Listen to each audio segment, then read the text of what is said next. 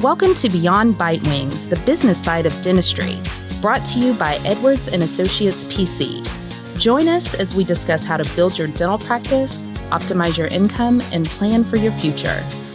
This podcast is distributed with the understanding that Edwards & Associates PC is not rendering legal, accounting, or professional advice. Listeners should consult with their business advisors before acting on any of the information that is shared.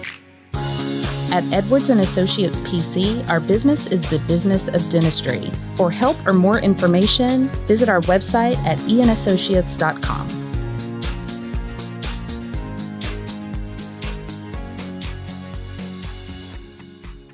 Hello and welcome to another episode of Beyond Bitewings. In today's episode, we will be talking about something pretty great. I personally think it's going to be a great episode. It's going to be about a dentist's journey from an employee to an employer. What do you think about today's episode, Robert? Well, I think I heard a lot of groaning out there in radio land or podcast land. You know, when you say employee to employer, I guess you're talking about from an associate doctor or maybe even a dental student to a business owner. That is correct. That is absolutely right. And I think it's a jump that, I don't know, I've accused a lot of doctors of taking a course in buying a dental practice because I think in dental school somehow they have the mindset that that's the only course for their career is to become an owner of a dental practice. Right. And I don't think everybody is built or made to be a business operator or owner. No, I absolutely agree. Yeah. Not everybody, as you said, is built to be an entrepreneur. However, for those of our listeners that do want to at least partake in the entrepreneurial journey, I think there are certain aspects to it that they need to be aware of. And as you said, even those courses, if they have taken it, I don't think it covers all the various steps that are required to get to that point. I mean, of course, sustaining the entrepreneurship in itself is another ballgame, but even getting to it requires a lot of planning, researching, and proactiveness, wouldn't you say? And I've seen some dental school graduates that wanted to immediately own their own practice. They wanted to get out and they wanted to open a practice right away. Mm-hmm. And I've seen others that were out of school. Literally, I've talked to people that have been out of school 8 years, 11 years, and they're just now taking the steps to start their own practice or acquire their own practice. So you've got the whole gamut between immediately and 8 or 9 years.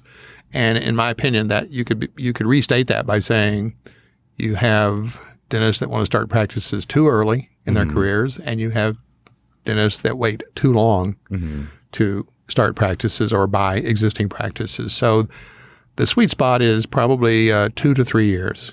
Most people get out of dental school, they go to work as an associate, they pay off some of their student loans, they start saving up some money, create some savings, maybe acquire a few assets, and then they go out and borrow the money to start their practice, generally between their second and third year out of dental school. Right. That's true. And I feel like most of the clients that I've had that has been on this journey, that's the route they took. And one of the common regrets, so to speak, that they would all mention to me is when they were an associate at a practice right out of school, they were so focused on the clinical work that they always missed focusing on the management side of how the practice is run. I've had maybe only one client that told me that, after he was done with his day's work, he would stay back intentionally just to see how the front desk operates, how the insurance claims are put in, what does a day sheet look like, just to gain the knowledge. And he told me that when he started his practice, it was very helpful because his learning curve was very shortened, unlike some of his other peers that had to learn as they went along the process. And that, if there's only one piece of advice to give an associate doctor, it would be to pay attention to the business side of wherever you're going to be working as an associate. Pay attention. Learn what you can learn. Be a sponge. Your learning doesn't stop, when you graduate from dental school. In fact, that's when your learning starts. You've learned the basics. You've learned how to clinical skills, but you haven't learned any administrative skills and how to run a business. So pay attention to those things that Ash just mentioned, front desk procedures, pay attention to hygiene and what they're doing and how they're doing it. And hopefully you're working for a well-run practice so you can really look at, if you have a good doctor, you can ask him to help mentor you on the business side of dentistry, because that's really what we try to work with our clients on, is the business side of dentistry. Right, absolutely. And then even during the research stage, I feel like there's just so much information out there that it can be very overwhelming. I've even heard that from a lot of our clients saying that, oh, Ash, where do I even start? How do I know if I've gained all the knowledge that I need before I even start this journey? How do I go about that? One thing I always tell people is this: don't be afraid to ask for help, right? And when I say that, I'm not saying just ask your peers you went to school with.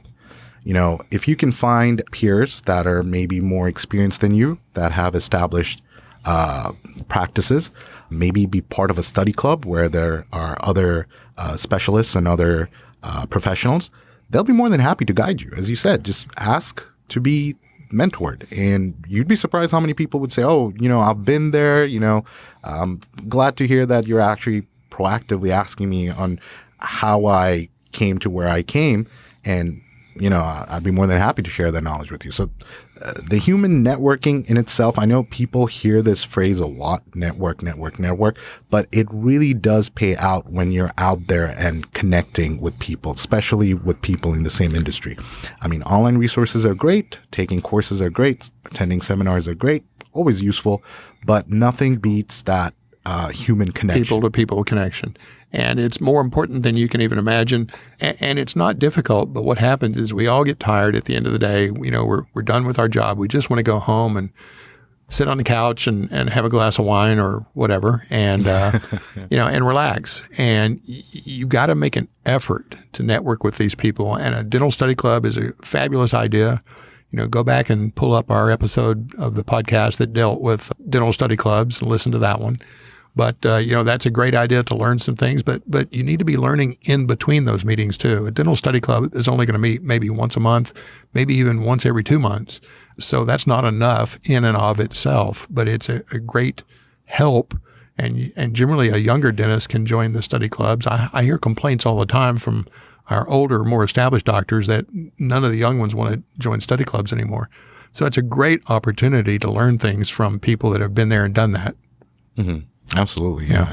I mean, there's a wealth of knowledge out there, not just on the web, but with experienced professionals, and they'd be more than happy to share that with you. So don't be afraid.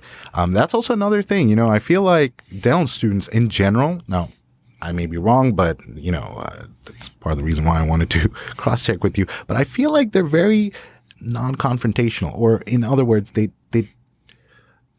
like being in their little hole and just doing their work. Well, again, I think that goes back to what I've said before, is the doctors like to see patients, you know, like, leave me alone and let me deal with the patients. Okay, that's what they've been trained to do, is the clinical skills. Mm-hmm. But if you're going to run a practice, you're running a business, and you have to learn to run the business. I'll tell you, I don't think I've ever seen a dental practice file bankruptcy because of a doctor's lack of clinical skills. It's always the business side. Some of the bad business decisions, or just non-decisions, that have led to the bankruptcy in some cases, in every case. Wow, that's a great point you raised. Yeah, no, absolutely. So the earlier you can gain this knowledge, the better. And also, so aside from just seeking for help from other peers and more experienced professionals, gather a team. This is what I call creating a business network, right? Utilize some of the tools that are there online, your LinkedIn profile and whatnot. Create a group. And when I say a group, I'm talking about a group of, let's say, a financial advisor, an attorney, someone who can help you find the location where you can open up your practice, maybe a lease negotiator, because, you know, there are things to consider when you're signing your first ever commercial lease agreement. And I did talk to a doctor yesterday that told me he was negotiating his own lease. And that's just a mistake, because you don't know what you don't know. And you should hire someone that's their business, and that's their only business, is finding a location for your practice and negotiating the lease for you. They know what to ask for. They've done it hundreds, literally hundreds, maybe thousands of times before. only for dentists. And so they know what to ask for. They know the various different landlords. They know who will give how much for what. And they can get you the best deal that's available out there. But you just can't do it yourself. Don't try to do everything yourself. Is it expensive, you ask? It's not expensive to hire a lot of these experts. And some of the people, like the person that'll help you find your space and negotiate your lease, that doesn't cost you anything. Who pays that person? The landlord does for bringing them a tenant. So that costs you nothing to engage that person. Wow. See? So right there. So it doesn't always have to be expensive or something that you have to spend before you even consider taking this journey. Again, that would definitely go in your research part of this journey. But going back to that network of professionals, one other thing I would like to recommend is this. When it comes to making a choice between picking someone who is a specialist in that industry versus someone who's a jack of all trades, I would highly recommend to pick someone who knows the industry, because there are a lot of nuances to a specific industry, whichever industry. I mean, I know our podcast is about the dental industry, but this applies all across the board. There are certain things that they'll be able to guide you better than, let's say, someone who's just a jack of all trades who deals with all industries. And then once you gather this team, be active in networking, connecting. I'm not saying just ask them professional questions. Like, actually get involved in their lives, just go out, have dinner, spend some time together. That creates a wholesome bond that will allow them to actually actively help you with your journey. Because you have to understand one thing. This journey, even though you're the one who's going to initiate it, it cannot be taken alone. You need people, friends, buddies, partners that will help you continue. And I think, again, in one of our other podcast episodes, we talked about the 10 biggest mistakes that young dentists make. Mm-hmm. And one of those is not putting together your professional advisory team soon enough. A lot of times, in our case, think, well, I don't need an accountant until it's time to file a tax return. That's way too late to wait to engage a dental advisor / CPA firm. Mm-hmm. We help in so many more ways than just doing taxes and accounting.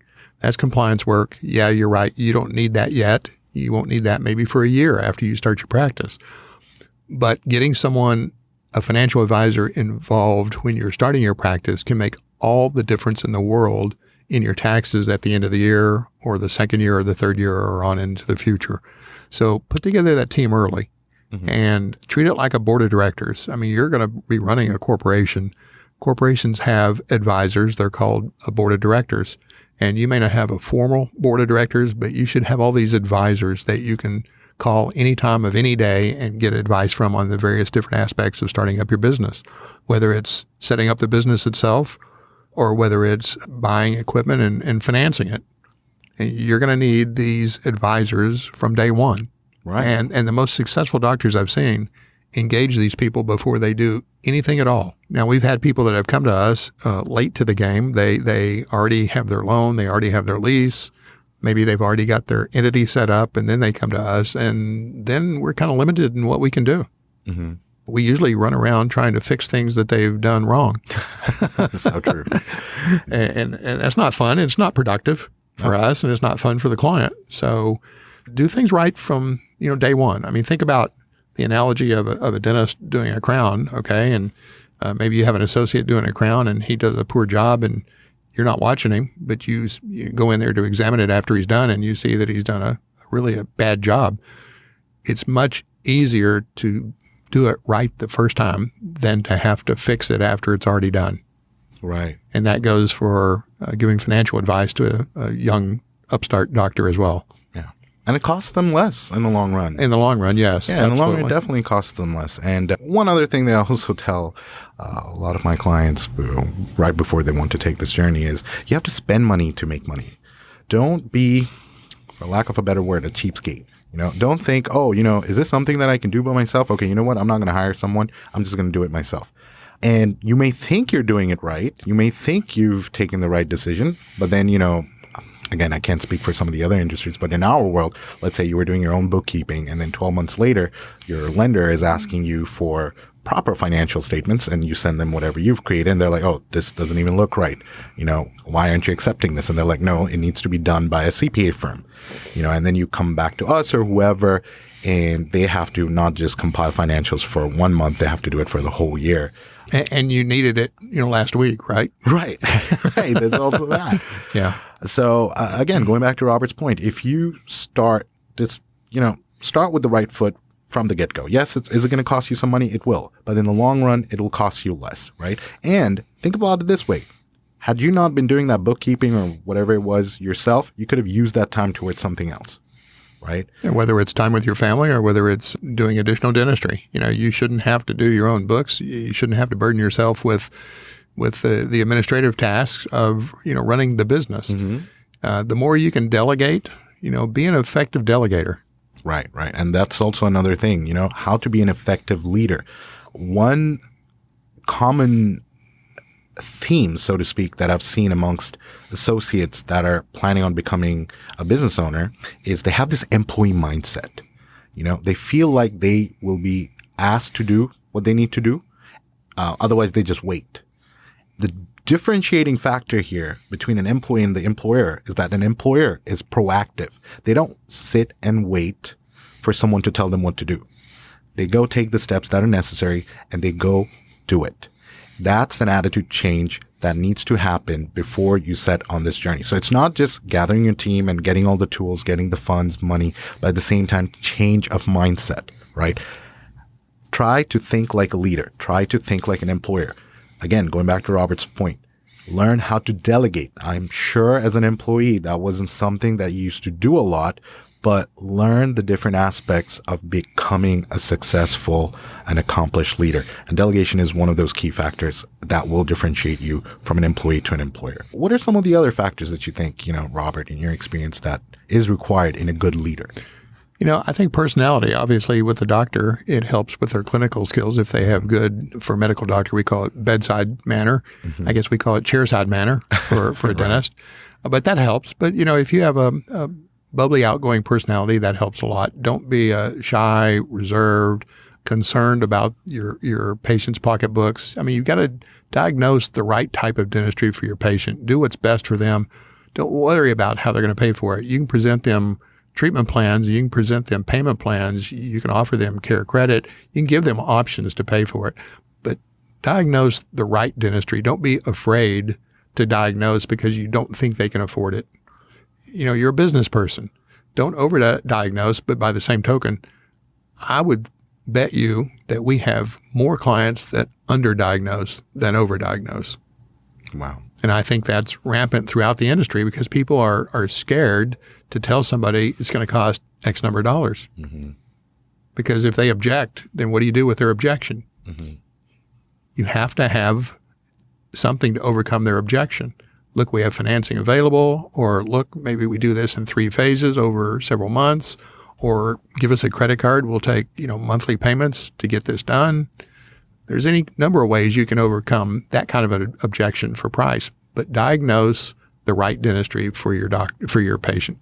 So they also have to learn how to find that right balance between empathy and being a business owner. Yes. So they cannot completely just, cater to their patients, in this case, their customers, so to speak, Yeah. or just be a ruthless business owner and not care about the patients. They have to find. Yeah, you've got to have 8 teeth removed today. We're going to do all implants, right? That's great for your business, but you're probably not going to see that person again. On the other hand, if you're going to, if you got a 3 surface filling and it's probably, worthy of a crown, don't do the filling because they're going to come back and do the crown later. Do the crown now. Okay. Yeah, no, good example. Yeah. Some of the other facets of being a good leader, or in other words, in this case, a good employer, would be to have a healthy communication connection with your employees, specifically your producers. Because you have to understand one thing. In this industry, you're not buying products and selling products. You're selling services, right? And the quality of that service will depend on the relationship that you have with your staff. Again, specifically your producers. And I think not only are you selling a service, but you're selling an experience. Oh, absolutely. And so if people come into your practice, make sure they have a great experience from the front door back to the front door as they leave. Make sure they have a great experience because that's what they're going to remember. They're not going to remember the pain that they incurred while you were drilling their tooth. your mind's going to shut that down and you're going to forget about that as soon as you can. But they're going to remember the experience. If they were not treated well, they will remember that. If they were treated well, they will remember that and they'll repeat that to other people. So It's all about the patient experience. Right. No, absolutely. The word of mouth.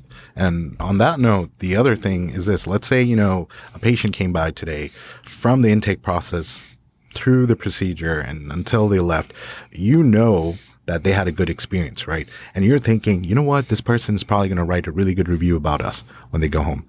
Chances are people in general these days, they're very busy, right? Whether with family, work, or just life in general. As a business owner, if you feel like that is the case, then, take your shot.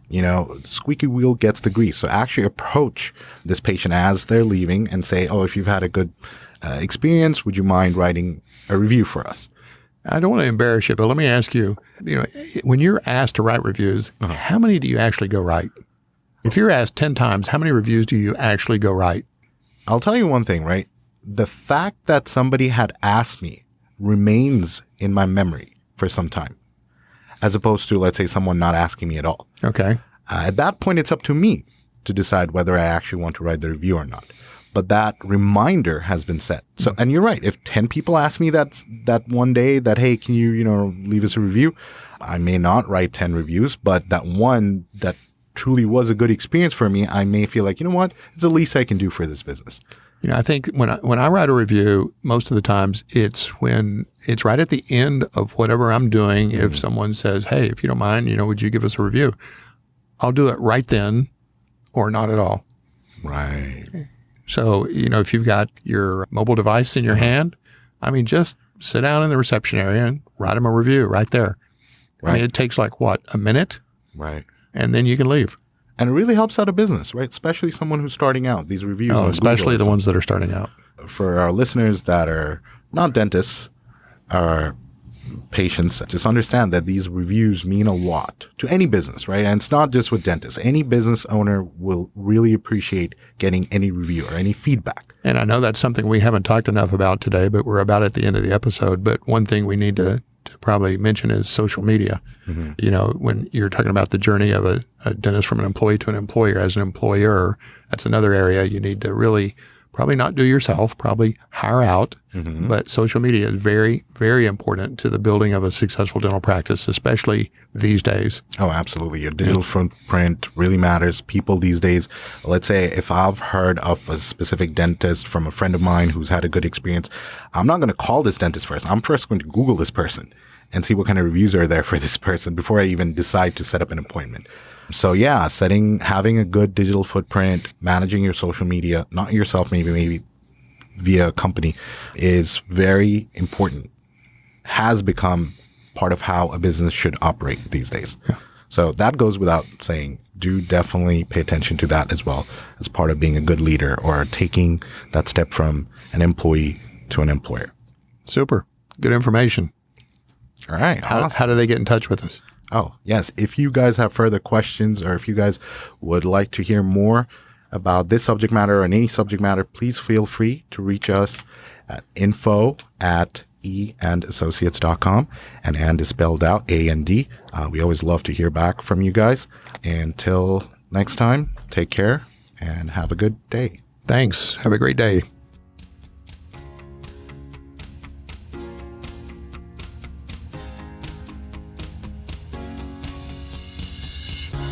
Thanks for listening today.